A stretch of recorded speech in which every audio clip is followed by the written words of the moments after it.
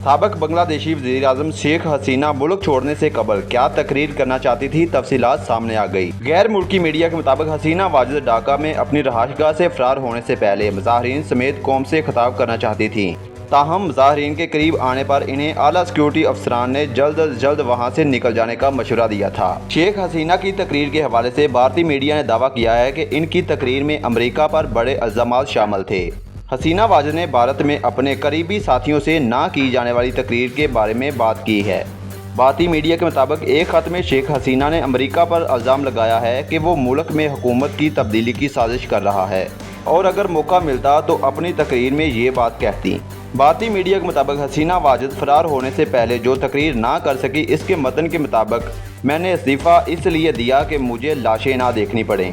भारतीय मीडिया का कहना है इनकी तकरीर में लिखा था कि शायद अगर मैं मुल्क में रहती तो मज़ीद जानें ज़ाया होती, इसलिए मैंने खुद को हटा दिया है। आप मेरी ताकत है। इनकी तकरीर में पार्टी वर्कर्स के लिए पैगाम था कि उम्मीद मत हारें, मैं जल्द वापस आऊँगी।